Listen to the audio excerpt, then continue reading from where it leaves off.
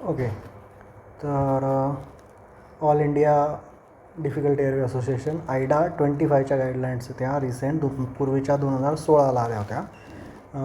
हा आहे अनॲन्टिसिपेटेड ॲडल्टचा आर्टिकल. ठीक आहे. तर मेनली पेरी इंट्युबेशन ऑक्सिजेशन मेंटेन ठेवायचं आहे. पेरी इंट्युबेशन पण आहे आणि एक्स्ट्युबेशनच्या ह्याच्यात पेरी एक्स्ट्युबेशन ऑक्सिजनेशन म्हटलेलं आहे. तर ते आहेच. प्री ऑक्सिजनेशन येतं त्याच्यात आणि ॲपनिक पण येतं. कोड डी हा नवीन शब्द काढला आहे. ABC हे 3 लिनियर अप्रोच होते, त्याच्यात डी ॲड केला आहे.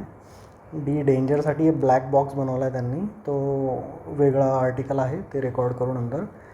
कॅप्नोग्राफी नॉट जस्ट न्यूमेरिकल वेवफॉर्म आहे. 3 डिव्हायसेस आहेत, ट्यूब, सुप्राग्लॉटिक एअरवे आणि फेस मास्क. यांच्यात हायरार्की नाही आहे. या गोष्टी पुन्हा पुन्हा त्यात सांगितल्या आहेत. या 5 गोष्टी मॅनेज करायच्या: पोझिशन, टूल्स, टेक्निक, ऑपरेटर आणि NMB. ही टर्म आहे. पुढे आपण पुन्हा बघू. Complete ventilation failure. ऑक्सिजनेशन नाही, कारण की ऑक्सिजनेशन असू शकतं परंतु व्हेंटिलेशन नसेल, पण ते पुढे पुन्हा येईल. तर व्हेंटिलेट नाही झाला तर इमर्जन्सी क्रिक करायचं आहे. पुढे याचं आणखी वर्णन आहे. डिस्क्लेमर त्यांनी आपल्या सेटअपनुसार विचार करायला दिला आहे. इंट्रोडक्शनमध्ये सेम आहे, असं काही खूप खास नाही आहे. या गोष्टी पुन्हा येतील. ठीक आहे. गाईडलाईन्स कशा बनवल्यात तर 2 आहेत. एक एव्हिडन्स आहे आणि जिथे एव्हिडन्स नसेल तिथे कन्सेन्सस आहे डेल्फी मेथडनुसार. ठीक आहे. ह्युमन फॅक्टर्सवर डिस्कस केलं आहे की 3 प्रकारचे आहेत. कॉग्नेटिव्ह असेल तर त्याच्यात ओव्हरलोड, अवेअरनेस लॉस होते, सिच्युएशनल आणि फिक्सेशन एरर्स होतात. नंतर कम्युनिकेशनचे बॅरियर्स आहेत आणि नंतर डिसिजन मेकिंग इन स्ट्रेस. हे 3 वेगवेगळे मुद्दे आहेत. कॉग्नेटिव्ह ओव्हरलोडमुळे फिक्सेशन होतं, त्याच्यामुळे 40% कॉम्प्लिकेशन होतात, म्हणून यांना नॉन टेक्निकल स्किल्स आवश्यक आहेत. वोर्टेक्स अप्रोच आपण जे बघितलं की लिनियर अप्रोच उडवला त्यांनी. 3 डिव्हायसेस, नो हायरार्की.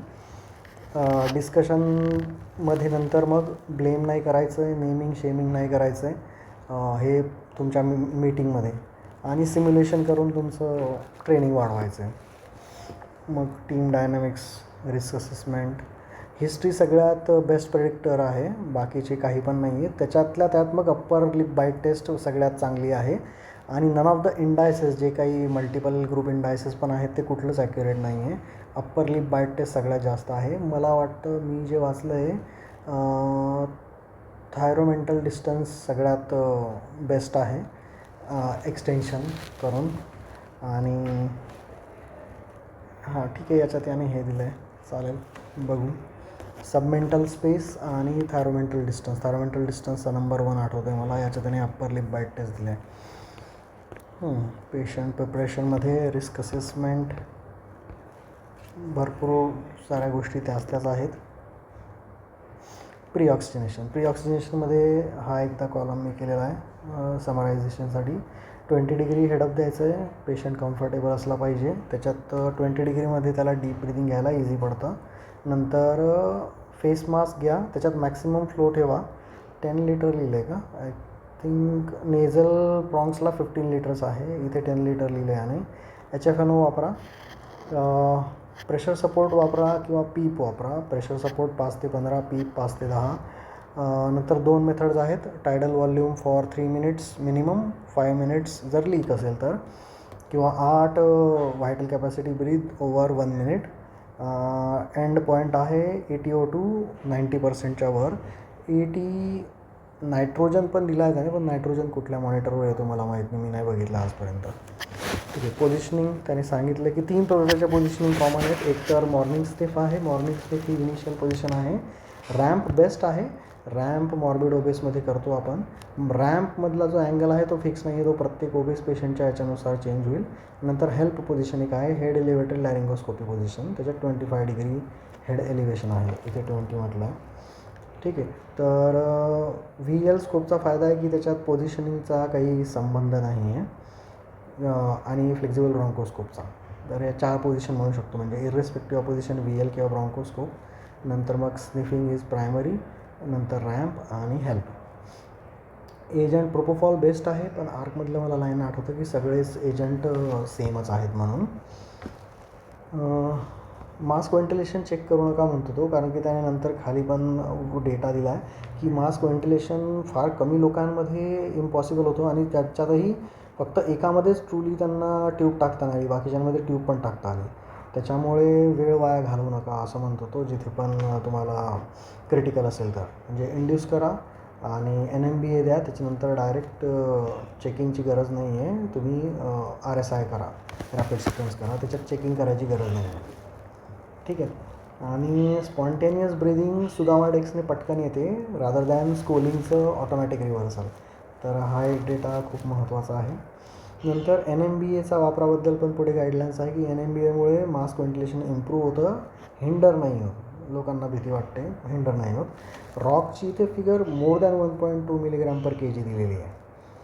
तर ही पहिल्यांदा मला काहीतरी वेगळं वाचल्यासारखं वाटतं आहे. आणि scoline and more than 1.2 is equivalent 60 सेकंदामध्ये येतात.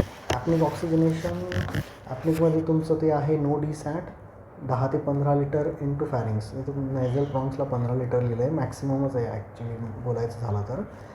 नेझल कॅन्युला, एअरवे किंवा कॅथेटर काहीतरी टाका आणि फॅरिंग्समध्ये टाका. तर त्याच्यात अप्पर एअरवेची पेटन्सी राहिली पाहिजे, अप्पर एअरवे पेटन्सी राहिली पाहिजे. आणि प्री ऑक्सिजनेशन पण केलं पाहिजे. ॲपनिक ऑक्सिजनेशनसाठी प्री ऑक्सिजनेशन मस्ट आहे. आणि ॲज अ रेस्क्यू म्हणून तुम्ही नाही करू शकत जेव्हा तुम्ही फेल व्हायला लागले. याच्यामधला CO2 जो राईज आहे तो कंट्रोल करता येत नाही नो DSATमध्ये, परंतु थ्राईव्हमध्ये थोडा थोडा तो फ्लश होऊन जातो डेड स्पेस. त्याच्यामुळे CO2 इतका राईज होत नाही जितका याच्यात होतो. थ्राईव्ह 1 liter/kgच्या रेटने देऊ शकतो आपण. प्री ऑक्सिजनेशनसाठी पण वापरू शकतो, ॲपनिकसाठी पण वापरू शकतो. ठीक आहे. आयडा प्रत्येकालाच म्हणते की तुम्ही हे नेझल प्रॉंगवालं वापरा. थ्राईव्ह सगळीकडे नसणार, त्याच्यामुळे नेझल प्रॉंग सगळीकडे प्री ऑक्सिजनेट करा असं म्हणतो तो. प्री ऑक्सिजनेशन, ॲपनिक ऑक्सिजनेशन म्हणतो. हे एक आपल्या प्रॅक्टिसमध्ये इंटिग्रेट करावं लागेल. मग स्कूपी आणि इंक्युबेशन, नो DSAT किंवा थ्राईव्ह तुम्ही वापरा, प्री ऑक्सिजनेट करा, हे वापरा.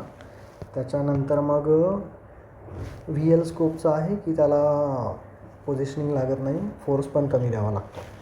नंतर कन्फर्मेशनसाठी तो म्हणतो की क्लिनिकल मेथड्स वापरू नका, ऑब्जेक्टिव्ह मेथड्स वापरा. या नोटमध्ये दिलेलं आहे. ठीक आहे. तर क्लिनिकल मेथड्स किंवा बेडसाईड मेथड्स आपण जे बघतो की चेस्ट राईज आहे, ब्रेथ साऊंड्स आहेत, स्टमकमध्ये 5 पॉईंट ऑस्कल्टेशनमध्ये नाही आहे, ट्यूबमध्ये मिस्ट आहे, O2 सॅच्युरेशन इम्प्रूव्ह होतो आहे. तर हा खूपच डिफेन्सिव्ह खेळतो आहे. हा म्हणतो की कुठल्याही प्रकारची सब्जेक्टिव्ह टेस्ट नका वापरू, व्हिज्युअल किंवा ऑब्जेक्टिव्ह वापरा. वेव्हफॉर्म कॅप्नोग्राफी किंवा चेक करा लॅरिंगोस्कोपीने किंवा ब्रॉन्कोस्कोपीने किंवा अल्ट्रासाऊंडने. कारण की तो म्हणतो की या सर्व गोष्टी अनरिलायबल आहे. स्टमकमध्ये पण चेस्ट एअर गेला तर चेस्ट राईज होतो. ब्रेथ साऊंड्स गॅस्ट्रिकने पण येऊ शकतात. गॅस्ट्रिक साऊंड कधी कधी नाही पण येत ऐकू. फॉगिंग इसॉफिगलने पण होतं. SpO2 थोडे वेळ नॉर्मल पण राहू शकतो. तर ही वेव्हफॉर्म कॅप्नोग्राफीवर आहे, त्याने पुढे येतं आहे. ते खूपच स्ट्रेस केलं आहे त्याने, गोल्ड स्टँडर्ड, पण कुठे कॅप्नो भेटतो आहे. ठीक आहे.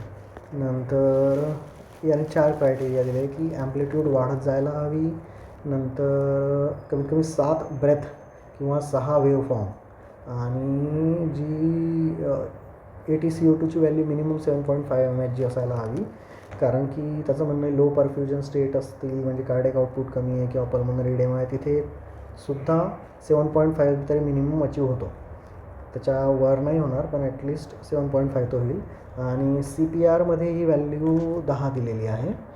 10 आहे मिनिमम फॉर क्वालिटी CPR. ठीक आहे. 6 वेव्ज, 7 ब्रेथ्स आणि 7.5 mHg. नंतर जर ट्यूब नसेल तर ट्यूब काढा, टाईमपास करू नका. किंवा मग तुम्हाला करायचंच असेल तर मग स्कोपी करा डायरेक्ट, लॅरिंगोस्कोपी, ब्रॉन्कोस्कोपी किंवा अल्ट्रासाऊंड. क्लिनिकल मेथड्स नाही वापरायच्या. जर तुम्हाला ट्यूब काढायची नाही आहे तर याच्याने कन्फर्म करा. पहिली तर इन्स्टिंक्ट आहे ट्यूब काढायची आहे. Tube should be removed immediately जर तुम्हाला या गोष्टींनी कन्फर्म करता येत नाही आहे तर. ठीक आहे. मास्क व्हेंटिलेशन, तो म्हणतो मास्क व्हेंटिलेशनमध्ये सुद्धा स्क्वेअर टाईप जे येते, मी तर ट्रायंग्युलरच पाहिली आहे. जर ट्रायंग्युलर असेल तर मग लीक असेल. ठीक आहे. हे नवीन वाचायला मिळालं. नंतर सुप्राग्लॉटिक एअरवे डिव्हायसेस तो म्हणतो चेंज करू शकता, चेंज केल्याने पण त्याचं सक्सेस वाढतं. क्रिकॉइड प्रेशरमुळे ते एअरवे डिस्टॉर्ट होतो, क्रिकॉइड प्रेशर रिमूव्ह करा. जेव्हा रेस्क्यू डिव्हाइस म्हणून एलिमेंट टाकला आहे त्याच्यातनं मग इंट्युबेशन करू नका म्हणतो तो, कारण की ऑलरेडी डिफिकल्ट आहे इंट्युबेशन, त्याच्यामुळे ट्रॉमा वगैरे होऊ शकतो. ब्लाइंड तर करूच नका असं म्हणतो, कारण की ब्लाइंडचा सक्सेस कमी आहे फार, आणि त्याच्यात एअरवे पुन्हा गायब होण्याचा चान्स आहे, तुमचं ते पोझिशनिंग हलेल किंवा तिथे ट्रॉमा काहीतरी होईल. लँग्वेज, तो क्रिटिकल लँग्वेज असा शब्द वापरला त्याने की लँग्वेज स्टँडर्ड वापरा. कोणी ऑक्सिजनेशन वगैरे असे टर्म नका वापरू, व्हेंटिलेशन फेल्युअर वापरा, इमर्जन्सी क्रिक, कोड डी असे शब्द वापरा तो म्हणतो. कॉल फॉर हेल्प पुन्हा त्याचं तेच म्हणणं आहे की बोलवा, एक्सपर्टला बोलवा, जे काही आहे नेहमीच्या गोष्टी. वेगवेगळ्या टर्म्स वापरल्या आहेत. डास गाईडलाईन्स त्याला CICO म्हणतं, कॅनडा त्याला CVCO म्हणतं, ASA त्याला CICV म्हणतं. आयडा म्हणतं की आमची टर्म सगळ्यात चांगली व्हेंटिलेशन फेल्युअर, कारण की ऑक्सिजनेशन मेंटेन राहू शकतं. आणि लॅक पण आहे प्रोबमध्ये, ती पण एक गोष्ट त्याने नमूद केलेली आहे. जर फेल्युअर झालं तर इमर्जन्सी क्रिक करायचं आहे, ठीक आहे, कारण की व्हेंटिलेशन फेल्युअर आधी होईल, ऑक्सिजनेशन फेल्युअर नंतर होईल. म्हणून तो म्हणतो की ऑक्सिजनेशन ड्रॉप होईपर्यंत वाट बघू नका, व्हेंटिलेशन फेल्युअर जर अनाऊन्स झालं तर तुम्ही क्रिक करायला घ्या, कारण की हायपॉक्सेमिया सेट होईल. तर हायपॉक्सेमिया, लो SpO2 हा ट्रिगर करू नका, परंतु कोणाची हिंमत होते गळा कापायची, आय डोंट नो. तर इमर्जन्सी क्रिकमध्ये 3 प्रकार आहेत, सर्जिकल, निडल आणि कॅनोला. पुढे त्याने दिलं आहे की निडल किंवा कॅनोला तुम्ही करू शकता जर तुमच्याकडे इक्विपमेंट आणि एक्सपर्टीज आहे, but primarily you prefer surgical. Previous ज्या गाईडलाईन्स होत्या 2016मध्ये इट वॉज आयदर ऑर, परंतु 25मध्ये तो म्हणतो की सर्जिकलच प्रेफर्ड आहे. पण तुम्ही बाकीचं करू शकता जर इक्विपमेंट आणि एक्सपर्टीज आहे, आणि ट्रकिओस्टोमी जर तुमच्याकडे एक्सपिरियन्स सर्जन आहे तर. आणि शेवटी तुमचं क्रिक पण तुम्हाला कन्व्हर्ट करावंच लागणार आहे to minimise the risk of tracheostenosis. तर हा जो आहे हा तासभर तुम्ही क्रिकवर मेंटेन ठेवू शकता, त्याच्यानंतर मी फिगर वाचली ती तुम्हाला ते ट्रकिओस्टोमी कन्वर्ट करावीच लागणार आहे, ठीक आहे. पुढे आपण हा चार्ट आहे. Ventilation failure, failed airway is failure to ventilation. 3 devices आहेत, अप्पर एअरवे डिव्हायसेस, त्यांच्यामध्ये हायरार्की नाही आहे. व्हेंटिलेशनचं फेल्युअर झालं की ऑक्सिजनेशनचं फेल्युअर होतं, हायपॉक्सिया होतो, कार्डियाक अरेस्ट, लंग्स गेलं, मग हार्ट गेलं, मग ब्रेन गेलं आणि टोटल डेथ. सर्जिकल क्रिक स्टँडर्ड टेक्निक आपली स्टॅब, ट्विस्ट, बुजी आणि ट्यूब. तर 10ची नाईफ, स्कॅल्पेल ब्लेड, त्याच्यात मीडियम स्मॉल साईज आहे वाटतं ते हँडल, आणि 6ची कफ ट्यूब, 3 सेंटीमीटर आत टाकली पाहिजे ट्रकियामध्ये अंटिल द कफ डिसअपियर्स. नंतर तुम्ही एक्सरे काढून कन्फर्म करा. ट्यूब कशी सिक्युअर करायची हे मेन्शन नाही केलं आहे. लॅरेंजियल हँडसेट नॉन डॉमिनंट हँडने करायचं, आणि डॉमिनंट हँडने बोल्ड प्रिक घेऊन मग तो स्टॅब, ट्विस्ट, बुजी, ट्यूब, ठीक आहे. नीडलची टेक्निक दिलीच आम्ही 12 to 14, पण त्याच्याने एक्सपिरेशनसाठी वेगळं हे करावं लागतं. एक्सपिरेशनवालं पण आहे एक वेंट्रेन आहे, त्याच्यात ॲक्टिव्ह एक्सपिरेशन पण आहे, परंतु मग ते डिव्हाइस तुम्हाला लागेल. याच्याने व्हेंटिलेशन अचीव करायला मुश्किल जातं, डिफिकल्ट आहे. आणि एअरवे अप्पर जो आहे तो पेटंट असला पाहिजे, तेव्हा कुठं जाऊन तुमचं एक्सपिरेशन होईल, नाही तर नाही होणार. बाकीचे इश्यू होऊ शकतात जेट व्हेंटिलेशनने, ब्रेथ स्टॅकिंग, बॅरोट्रॉमा, कॅथॅटर किंकिंग, माल पोझिशन, सबक्यूट एम्फायसेमा. आणि हा डेफिनेटिव्ह एअरवे नाही आहे, ॲस्पिरेशनची भीती आहे.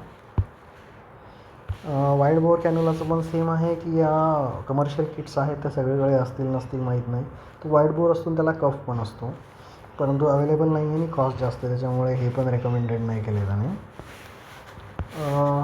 अल्गोरिदममध्ये सेम आहे, त्याच्यात फक्त त्याने एकच हे केलं आहे की प्रायमरी प्लॅन काही पण असू शकेल, ट्यूबच असेल असं काही नाही आहे. आणि फेल झाल्यावर तुमचं वॉर्टेक्स अप्रोच आहे.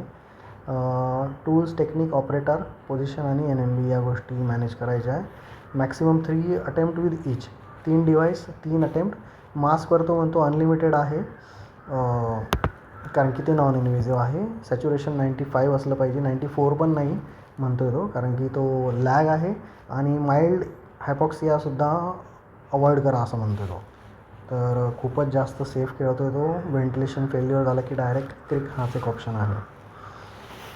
कोडी आहे, मेंटेन डेप्थ आहे आणि हे ॲपनिक ऑक्सिजनेशन आहे. ह्या तिन्ही पूर्ण लेंथमध्ये गोष्टी दिलेल्या आहेत. ठीक आहे. तर आणि कुठलीही स्टेप जर सॅच्युरेशन पडलं किंवा ब्रॅडी झाला तर तुम्हाला क्रिकवर डायरेक्ट जायचं आहे. सर्व स्टेप्स करत बसायच्या असं काही नाही आहे. Success is more than 95%. Depth ठेवायची जेणेकरून अवेअरनेस नाही होणार आणि व्हेंटिलेट करायला पण इझी जातं आहे. तर या समरी रेकमेंडेशन आहेत. त्याच्यात फक्त एकच डायरेक्ट रेकमेंडेशन आहे व्ही एलचं. बाकीचे बेस्ट प्रॅक्टिस स्टेटमेंट आहे. फक्त व्ही एलचं 1A आहे. बुजी स्टायलेट असेल, ॲपनिक ऑक्सिजनेशन असेल, NM.